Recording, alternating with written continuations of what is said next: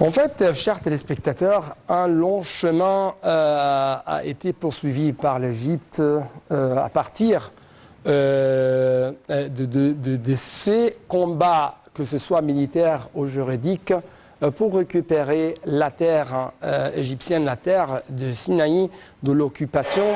Il y avait un long chemin quand même pour lutter contre le terrorisme. Et enfin, il y a toujours un processus de développement au sein de Sinaï. Et ça, pour arriver à avoir un développement exhaustif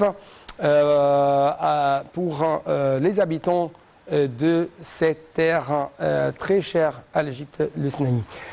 Madame Farida Choubechi, bonsoir et vous êtes toujours la bienvenue sur l'antenne internationale.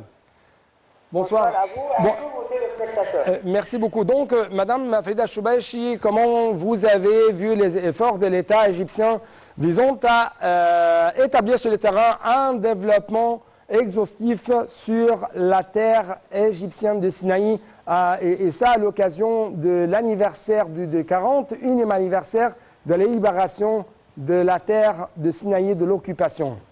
Vous savez, le Sinaï est très cher à tous les Égyptiens et à tous les hommes honnêtes de la planète, parce que ça c'est une terre, depuis l'aube de l'histoire, c'est une terre égyptienne.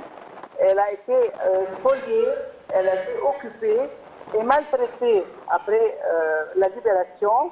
Mais avec le président Assisi, il a très bien compris la valeur de cette partie chère du pays, des sacrifices qui ont été donnés pour libérer vraiment, pas comme ça de façade, pour libérer vraiment le Sinaï.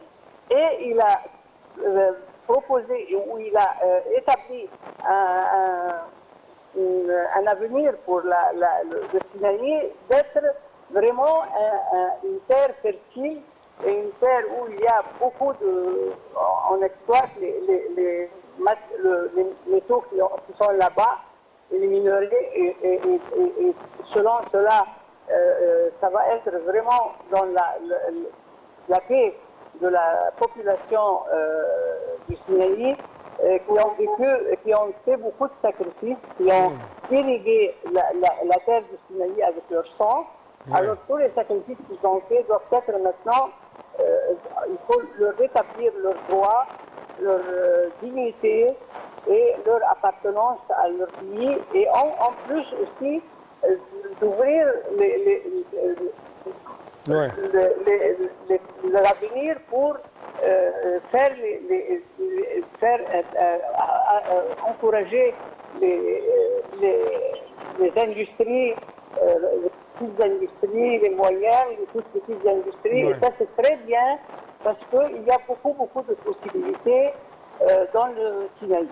Ouais. Et ça, une fois bien peuplé et bien jouant correctement et dignement, ils vont être aussi un paravent contre toute agression. Ils vont être à la première ligne de défendre l'Égypte et son intégrité. Oui. En fait, j'ai une nouvelle. Par exemple, le ministère de l'Électricité et de l'Énergie a affirmé que 2 milliards de livres égyptiennes ont été investis pour développer les réseaux d'électricité dans le gouvernorat de Sinaï lors de la période allant de juillet 2014 à mars 2023. Il s'agit d'augmenter l'efficacité du réseau, de poursuivre l'alimentation électrique conformément aux critères de la qualité selon un communiqué proposé par le ministère.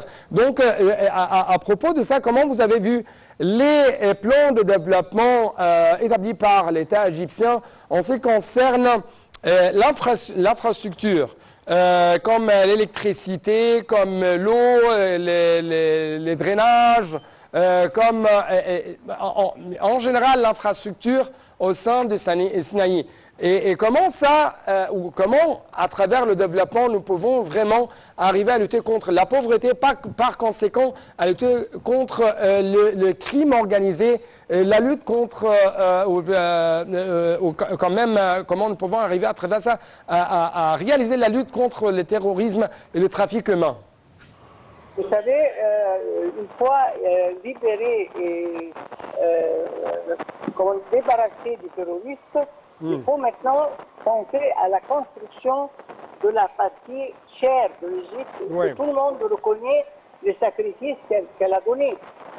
C'est une partie très chère de l'Égypte. Et c'est une partie aussi pleine de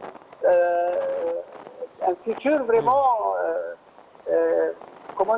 important, parce qu'il y a beaucoup de possibilités d'industrie et il y a aussi des mines qui n'ont pas d'égo dans le monde entier. Oui. Il y a des pierres précieuses, il y a de l'uranium, il y a beaucoup de choses qui peuvent être une ressource et un gain d'argent pour le pays. Et évidemment, le Sinaï, les enfants du Sinaï doivent sentir que le pays, la direction, le président sont la valeur du sacrifice qu'ils ont fait, qu'ils ont donné et qu'ils ont vraiment sauvé le Sinaï des terroristes. Et ça, c'est très bien parce que ça consolide l'unité du pays. Oui. Madame Farida Choubechi, la grande journaliste et écrivaine égyptienne, mais aussi la grande parlementaire, je dois vous remercier infiniment pour cette intervention téléphonique. Et toujours, chers téléspectateurs,